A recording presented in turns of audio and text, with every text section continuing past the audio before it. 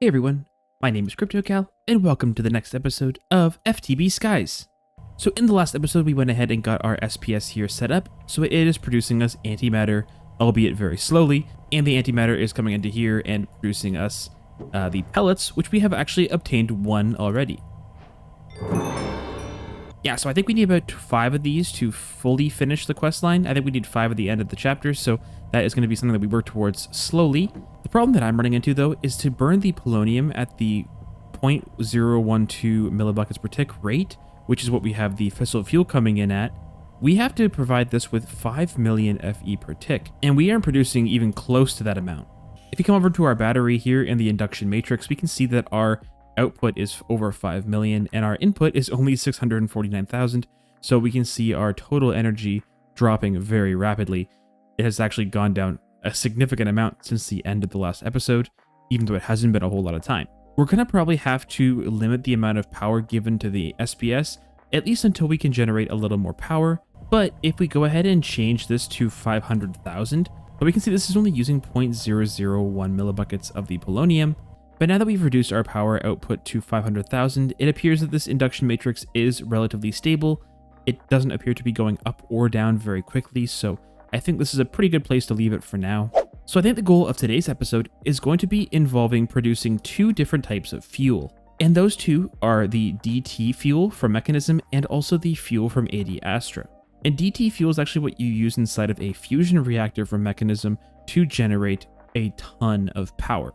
So this could be a pretty good option to speed up our energy production if we have to in the future. But the main reason that we need it is for this quest right here. The 100 buckets of liquid DT fuel has to be submitted in this quest line. So I think the fuel that I want to tackle first is going to be the DT fuel, simply because the fuel from Ad Astra will lead us into a bunch of other stuff with the mod in terms of building rockets and visiting other planets, which is really, really cool. But I want to get the DT fuel done first before we start diving into that. So what we're going to need for DT fuel involves combining deuterium and tritium in a chemical infuser. Deuterium actually is quite easy. All you have to do is take some heavy water, put it through an electrolytic separator, and that's what we get this as a byproduct. The heavy water comes from the pumps from Mechanism. As long as they have a filter upgrade, you can pump out the heavy water. The other one is going to be tritium. Now this one is a little bit more complicated. It involves using some more of these solar neutron activators to convert lithium into the tritium. And lithium comes from the liquid lithium, and the lithium is made inside of the thermal evaporation towers from brine, which also is made in the evaporation towers by pumping in normal water. So we have a couple of these evaporation towers to make, and I've designed up a little building over here to house our 2 evaporation towers that we're going to need. Those 2 being one from water to brine, and then turning the brine directly into lithium. So let's go ahead and put our material list in here and see what we're going to need. Most of this stuff is pretty straightforward. I've just gone ahead and done a little bit of decorating around, which you'll see in the time lapse. And I believe the evaporation blocks I already have on AutoCraft, and it just takes a bunch of steel and copper. That's pretty much it, actually. A couple circuits for the controller, but other than that, nothing super complicated. But we are going to need an absolute ton of these, so it's a good thing that we get 4 per, or else this recipe would be very expensive. Yeah, as we see here, to get the full size ones that I have built in the schematic, we're going to need 6 stacks and 47 of the thermal evaporation blocks, which is going to be quite substantial, so I hope we can do that. So that's 431. So let's see if we can go ahead and craft those. We're probably going to need some more steel. Oh, actually, we have it already, which is actually really cool. We also need 2 of the controllers and 7 of the valves. And there we go. We have 7 valves, 2 controllers, and a bunch of the evaporation blocks, which is good. But yeah, let's go ahead and gather a few more resources up, and then we can get building.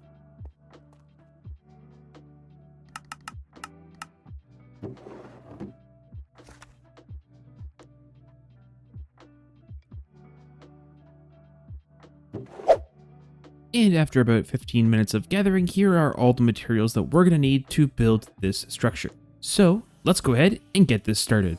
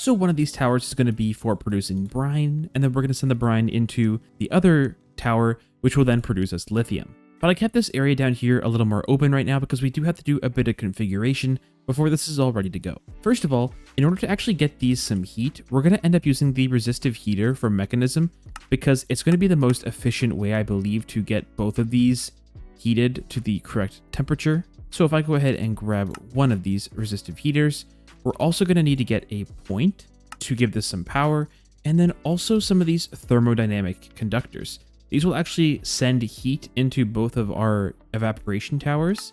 So we're gonna have to get a little bit of this cabling as well.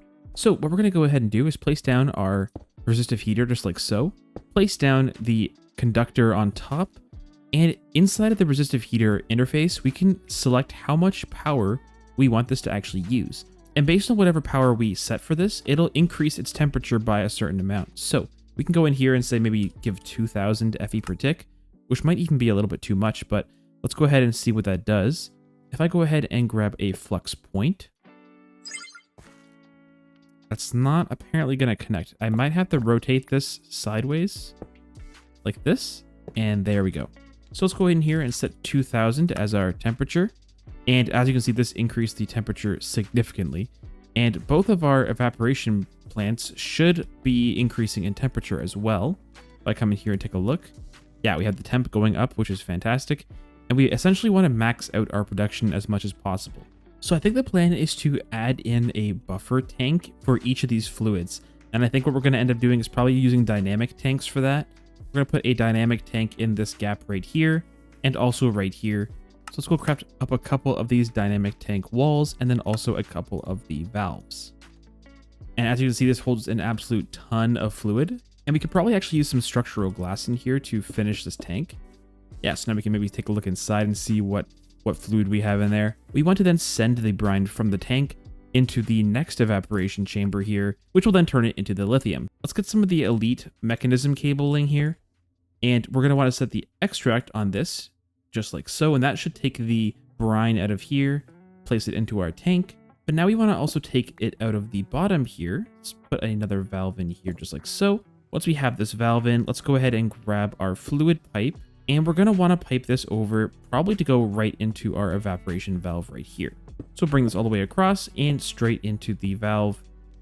And then we're going to set the extract just like so.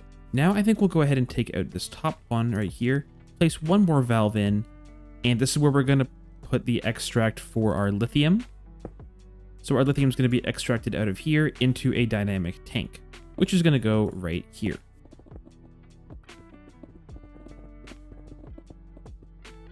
And there we go. That is our second dynamic tank already constructed. So all we have to do now is give some water into this first evaporation tower, because that will start to produce us the brine. So place our sink down here. Let's get one more valve out, placing that down and setting the extract. And as you can see, we already are producing a ton of brine, and our lithium is immediately starting to fill up. We can see it pouring in and starting to fill up our tank. So once the lithium fills up, it will then start to fill up the brine. Now to get this running even faster, we actually might be able to increase the power usage here to maybe 3000, which will hopefully increase it enough that both of these should be running at pretty much max speed. Yeah, it is increasing here. We'll have to kind of monitor this to see how much we're going to have to increase this by, because we do want to kind of max this out if we can. So my plan is to put a dynamic tank valve right underneath here. I'm just going to dig this out a little bit more here, just to give us a little bit of room to work with. So we're going to bring down the liquid right underground here to go into two of our condensators. We're going to put a point down in the middle here, give these some power, and also all of our upgrades. And then we're going to want to bring in our liquid lithium by using a mechanical pipe. And set the extract on this. And hopefully this will convert directly into the gaseous lithium, which it is. And then all we have to do is grab ourselves some pressurized tubing. There we go. Our lithium is filling up. And now we can bring this pipe all along here until we get to our activators here. And there we go. We have tritium now being produced. What I want to do now is take the tritium out of here and put it into an entangleporter. So we can place the entangleporter right behind. And what we're going to want to do is set a new channel called tritium.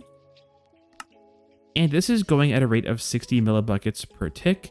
I think if we fill up this entire row right here with our activators, that should be more than enough to account for what we're going to need going forward. So if I go ahead and just run all of this along, I can go ahead and craft up 4 more of these solar activators. There we go. We got 5 more of these. So I think that should be enough. So we have 6 of them total, all running at 60 millibuckets per tick, well, 360 millibuckets per tick, which I think is going to be sufficient. And all we have to do here in the back is take some more of our pressurized tube and just export to the back right into our entangle porter. So tritium is being filled up now at 360 millibuckets per tick, which is, I think, going to be totally fine for what we're going to need. What's next is we have to find a way to craft some of this deuterium up, and that's going to be done by getting some heavy water. So to get heavy water, we have to use the electric pumps from Mechanism with a filter upgrade installed, and these take some power to run, and they should produce us a decent amount of the heavy water.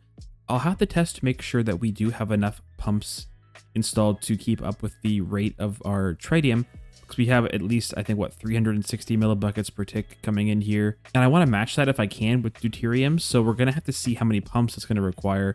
That might require quite a few, so I'm thinking we might go ahead and make one compact machine for this. Yeah, I think the best way to do this will be probably in a compact machine, because we're going to have quite a few of these running, and it might just save on a little bit of frames if that is going to be a problem. So what we're going to want to get is probably a couple of water buckets here to create some water sources. We're also going to want to get quite a few of the pumps.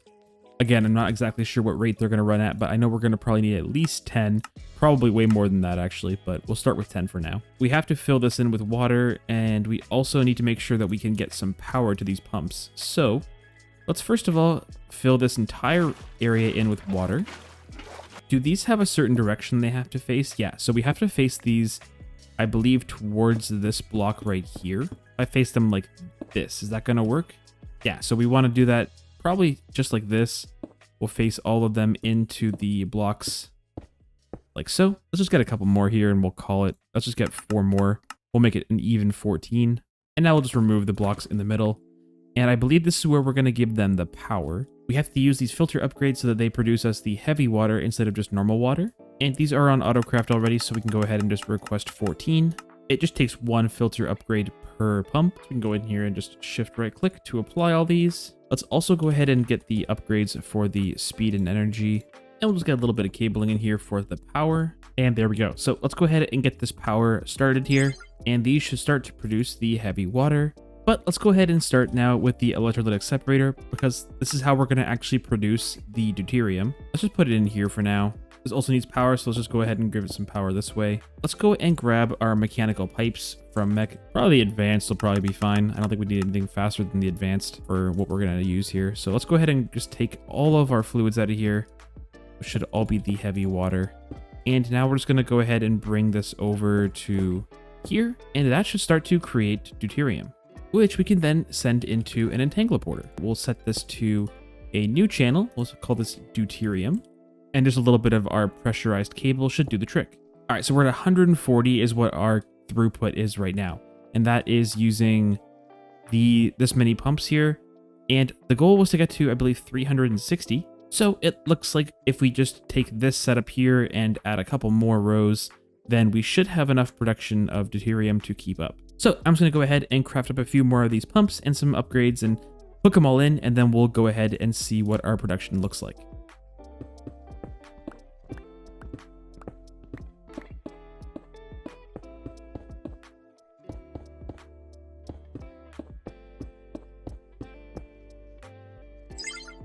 Alright, so here's what our setup looks like now. I have added in 2 more of the exact same rows here, here, and here, and I have now 480 or 420 millibuckets of deuterium now. So we shouldn't have any problems with deuterium being our limiting factor. We should have enough to create the DT fuel. I'm just going to tuck this in the corner here just to kind of keep it out of view, but we can always get to it if we have to for some reason. So that'll be a good spot there. Ah, I see. So 10 millibuckets of brine actually only turns into 1 millibucket of lithium. So where I thought we were having actually 1,080, we're actually only getting 108 millibuckets of lithium here. So realistically, we only needed 2 of these. So because we only have 108 coming in here, it looks like we didn't really need that much deuterium at all. The quest here requires us to produce 100 buckets of the liquid fuel. And the liquid fuel actually doesn't really have much use, because what you have to do is actually use the gaseous DT fuel, not the liquid version, in the fusion reactor. So we only really need the liquid DT fuel just to finish the quest, and then once we're done with that, that's pretty much all we ever need that for. So I'm just going to make this a one-time setup really quick. So we change our quest here to be the 100 buckets, and now all we have to do is set this whole thing up. So we want the condensator down right here. We want to set the fluids to output on the front. Now all we have to do is put an infuser down where we want to output the gas to the front and input on the left and right. And then we just need to put in our 2 entangloporters. So one can be set to tritium, and we want to output gas to the left. So we have tritium, and then also on this side we want deuterium, and we want to output the gas to the right, which is now producing us DT fuel. And of course these all require some power, so let's go ahead and grab those. And there we go, we can see that the liquid fuel is going up rapidly here. This is converting it at a very good rate, and we should be done this in no time. Perfect, quest completed. So we can actually go ahead and break this. We don't actually need this at all anymore. Now for the fusion reactor, you can pipe in the DT fuel directly, or you can pipe in the deuterium and tritium in separately, which I think is what we're going to probably end up doing, because that should provide us with more than enough power. But thinking ahead a little bit to the fusion reactor, even though we're not going to do it probably this episode, we're going to have to craft up one of these whole rooms with some of the DT fuel, and we have to do that by getting 4 gold dust with some of the carbon. All we have to do is take this over to our carbon here, wherever our carbon area is, and place it in here, and 4 of these whole rooms should be in our system. Now we can come over here and place these in one at a time into this slot, and they will fill in the whole rooms fully with DT fuel. Now these are what we actually need to kickstart our fusion reactor to get started. We only need 1, but I figured we might as well have a couple backups just in case. And we'll probably look at setting up the fusion reactor in the next episode, but for now, let's jump into Ad Astra. So the Ad Astra mod is really cool. Essentially what you have to do is go ahead and craft up all these different tiers of rockets. So we're going to start with the tier 1 rocket here and work our way up to get higher and higher tier rockets, eventually getting our final one, which is the tier 4 rocket. And that'll take us to the planet where we can get this Glacio Ice Shard ore. But we also have to get the Desh ingots, and I believe we get Desh by going to the moon, which is the tier 1 rocket. But as you can see here, we also need to supply this with some fuel in order for it to be useful. And that's where the fuel refinery comes in. And that is pretty much everything else. We can go ahead and just grab one of these. Perfect. Now these take oil in order to produce the fuel. There we go, we have some power into this, and basically we can just take some of the oil out of our fluid laser here, probably split it to go out the top as well. If we get some mechanical pipe out of here, we can just go ahead and take this and pump it in directly into the top, and we can see that we're starting to produce some fuel. Now we need a full 3 buckets of fuel to supply a rocket for 1 trip, which means we're going to need probably another 3 buckets to bring ourselves back from the moon. So we're going to want to make sure we go ahead and craft up a couple extras. And that is a quest complete. The start into Ad Astra, which involves crafting this workbench up. Now between different tiers of rockets, the nose cone and the fins don't really change, so we can go ahead and set auto crafts up for these. But in between the different tiers, we're going to have different middle blocks, you could say, and these ones require Desh blocks to create the next tier of rocket. But for our current one, we're going to need these steel blocks, so that's going to be just some extra mechanism steel here. These steel tanks, which again are pretty straightforward here. And then also finally the steel engine here, which requires some of the engine fans, engine frames, and some more steel plates. So to craft the first rocket up, we need to get ourselves 6 steel blocks, which we have. We need 4 of these fins, so let's go ahead and craft up those. 2 of our steel tanks, 1 of the rocket nose cone, and finally 1 steel engine. There we go, that's basically all the components to craft our first rocket. I can place the NASA workbench down just here for now, and this doesn't, I don't think, take any power, but we can go ahead and place in our recipe, and it has a cool little animation here it's doing, so that's kind of fun. But we can go ahead and place in the fins on the side, 2 steel tanks, and 1 of these steel engines, and here is our rocket. And I love the way you hold this thing, it looks so goofy. But we need to make sure that we have enough fuel for our journey. So first of all, we have to craft up some fuel buckets. which we have here. 6 fuel buckets will get us 1 trip there and 1 trip back. But before we start taking off to go to the moon, we have to first get things that are going to help us on our journey. First of all, we need to get the spacesuit, because without oxygen, we're going to start taking damage immediately once we're there. So we're going to have to make sure that we have a can of oxygen on us at all times. All we have to do is combine some steel here and some glass. We can craft up our helmet. We got to get a couple of these oxygen tanks. Now we can craft up our space suit, the space pants, and finally our space boots. And we're going to go ahead and replace our current outfit with this one, which I think looks pretty cool. And as you can see in the top left there, we have oxygen cans that are not filled up. So we have to find a way to get these some oxygen. Yeah, the oxygen loader here is what we need. Let's go ahead and craft up a couple of these. And I believe this just takes a water input. We just take some of our cable here. We can run our applied energistic stuff all the way over here. Put an exporter in the bottom here, and then we can just hook this in to give us water. Put some power in the back here, and we should start to get a bunch of oxygen. Cool. So now we can go ahead and take our chest plate here, place it inside this slot right here, and it'll start to charge up with oxygen. So the whole point of going over to the moon to start is to get a bunch of this dash ore. And we could do that by getting the laser drill on the moon and setting up a laser drill and trying to mine for it that way. But I think the better option would be just to get a digital miner from Mechanism. These are very power expensive to run, but we don't have to run these for too long. So I don't think it's going to be a huge issue. And there we go. We can go ahead and craft one of these up. And this will make mining for the dash very easily. All we have to do is make sure we have a point here. And we also need to craft up the launch pad. Looks like we're going to have to bring an extra launch pad with us because we have to launch off from the moon. So we'll go ahead and grab one more of those. We'll bring it with us. So I think we're going to launch this thing up on top of our helicopter pad here, and our rocket's going to go right on top of that. Oh, we might actually need to get one of these fuel loaders to actually load the fuel onto the rocket. If I come back here, is that going to... Yeah, so I think we can go ahead and just dump in 3 buckets of fuel. So with our fuel loaded, I think we can press space and start our countdown. 3, 2, 1, and liftoff. And we are off. And we are on our way to the moon. And here is the screen where we can go ahead and select our next destination. So here we have to go ahead and select Earth. And then once we're at Earth here, we can go ahead and select the moon.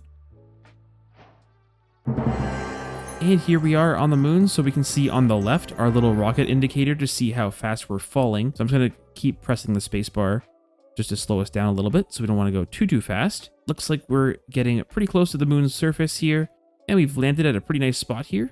So we can go ahead and hop on out. Looks like there's a couple things to explore over there. But for now, let's go ahead and set up our digital miner. And now that we have our digital miner out here, we're going to have to go ahead and configure this to mine up all the dash ore. We're going to set this to be the maximum radius possible, which is 32. The minimum Y value, I believe, is like, is it minus 64 on this dimension? Yeah, minus 64. And then we'll go all the way up to like, I don't know, 300.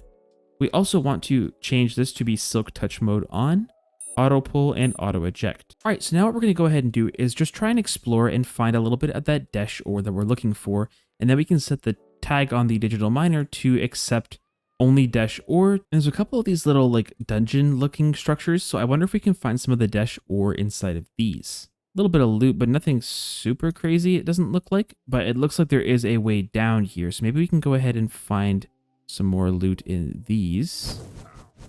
Go over here. Raw dash block.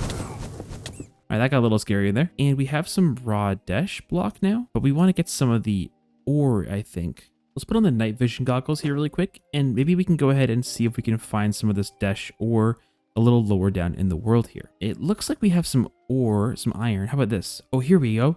Moon dash ore. That's what we're looking for. We can go ahead and configure it to accept a certain item and say only the dash ore. And we're going to give this digital miner now some power. And now we're going to start. So we can see that it has absolute ton of the ore, but we can actually give this some upgrades. I forgot about that. Anyway, we have a bunch of the dash ore coming in. We have about 800 to go.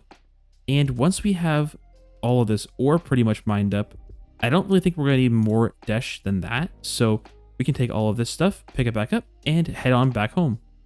All right, so I think that's actually probably going to be enough dash. I'm not going to wait for this to do the rest of it. I'll go ahead and probably just grab our miner back up now.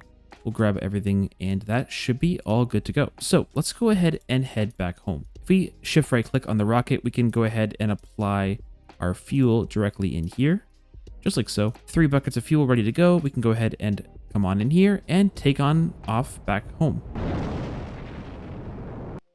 And there we go. Now, we appear to have encountered a bit of a problem here. I'm not sure if that is intended to be how this happens. We might have to get out of here.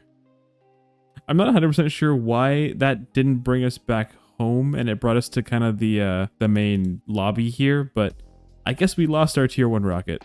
Oh well. Once we're done on any of the plants, we can just hit /home and grab the rockets that way, but I just tried to do it the other way, but I guess it's not going to work, so it looks like /home might be our only and best option. But anyway, let's go ahead and get some of this moon dash ore crafted up, or I should say broken down. So let's go ahead and place it all down here. And there we go. That should be, I hope, plenty of the ore. Yeah, that looks like a lot. So that hopefully will be plenty for what we're going to need. We have to smelt it all down, obviously. Yeah, let's just put it in here to smelt down fully, which is going to be pretty quick, I think. The quest here requires us to have 128 dash, which we already have. So let's go and grab that out, actually, and submit this. And we actually have the Terra Steel. So let's go ahead and just see if we... Yeah, we have 32 Terra Steel already ready to go. We can submit that as well. And that gave us the Everlasting Guilty Pool, an infinite source of mana, which is absolutely insane. We're also missing just a little bit of Crying Obsidian to finish this quest here, but let's worry about that maybe in another episode. We'll also worry about this Everlasting Guilty Pool probably a little bit later on, but for now I'll just keep it in my backpack. Cool, so our next step here is going to be getting to the tier 2 rocket, which involves just a lot of the same stuff, just with the dash block instead of steel. So essentially, we're going to do the exact same thing as we just did, but we're going to craft up the tier 2 rocket, get it all fueled up, and get ready to go to Mars. So coming in here, we can go ahead and do the exact same thing. We can place in all of our crafting recipes, that up top, and there is our tier 2 rocket. Let's do a quick refill on our oxygen. So let's go ahead and place this down one more time. And of course, we're going to have to give this our fuel buckets here. And we are all set to go. And here we want to select Mars, and we just want to go into Mars, the planet.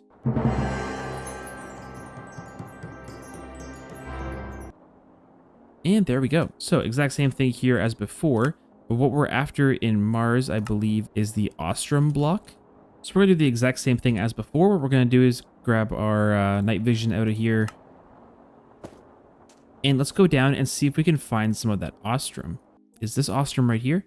Yeah, here it is, Ostrom. Okay, perfect. So let's configure this one more time. We're going to go ahead and just grab an item stack. We're going to go Mars Ostrom ore, put it in there, save, and give it a start.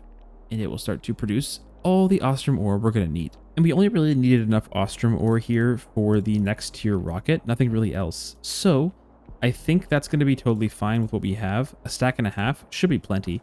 So let's go ahead and stop the digital miner. We'll grab this all back and head on home, just by using /home. And once again, we'll go ahead and just wand all this up. Yeah, that should be plenty of Ostrom. So let's go ahead and just smelt all this up now. And we'll go ahead and craft up the next tier of rocket. Get a little more fuel in our buckets here. Now we have the next tier rocket ready to go, but we also have to upgrade our gear because the next planet that we're going to be going to is going to be, I believe, either Mercury or Venus, and both require a netherite spacesuit so we don't catch on fire and burn up. Yeah, so we have to craft up all this new gear here by using some of these Ostrom plates. So we should have enough Ostrom plates here to craft up this new gear. So we can upgrade our netherite helmet like this. We also want this next tier of netherite spacesuit, the pants here, and finally the special boots. All right, so we can go ahead and equip our brand new gear here. And we have to go and refill our oxygen before we go. So let's go ahead and do that really quick. With our tier 3 rocket in hand, we can place this down. Once again, add 3 more buckets of fuel, hop on in, and let's go. All right, solar system, we want to go to either Venus or Mercury. I don't know if it really matters. Both of them have the calorite ore. So let's just go to Mercury.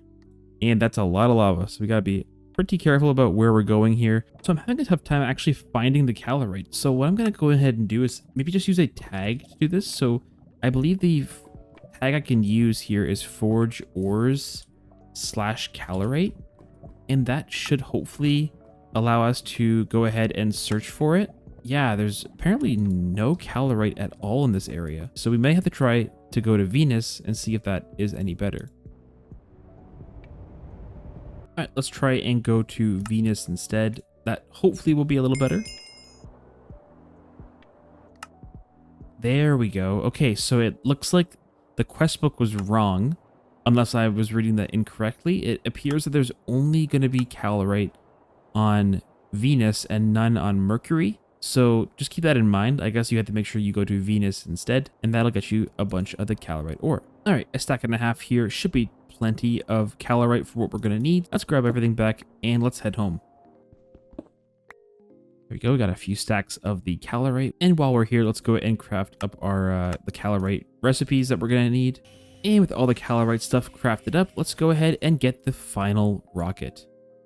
And there we go. The tier 4 rocket is completed.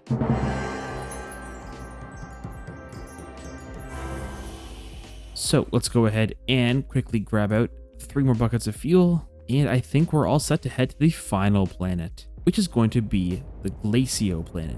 And what we need to get from Glacio is going to be the Glacio ore, or at least the Glacio ice shard ore. So we're going to want to go to the Proxima Centauri and go to Glacio.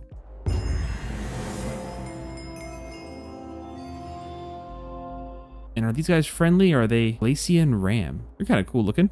And let's just set up our digital miner one final time. All right, let's add the Forge Ores Ice Shard tag. And I think this should start to grab our Ice Shard ore, which it does. Perfect. Now we need, I think, about 1,000 of this stuff. So we're going to have to let this run all the way, all 300, and then probably move it and get some more elsewhere. Wow, that is a very large, not sure what that's supposed to be, but it looks menacing. So now we're just going to wait on our digital miner to finish all up, and then we can head on home. And there we go. That should be all the ore we need. Let's see if we can finish that quest here. There we go. 1024 completed. Perfect. So we are all done on this planet. Hello there, Mr. Ram. We are all done on this planet here. We can go ahead and grab all of our things back and head on back home. But that was a lot of adventuring for one episode, so I'm probably going to call it there. Thank you very much for watching, everybody. I really hope you enjoyed. If you did, feel free to leave a like, comment, and subscribe to the channel. Also, if you haven't already, be sure to join the Discord. The link is in the description down below. But that's it for me, everybody. I hope you all have a good one, and I will catch you in the next episode. Bye!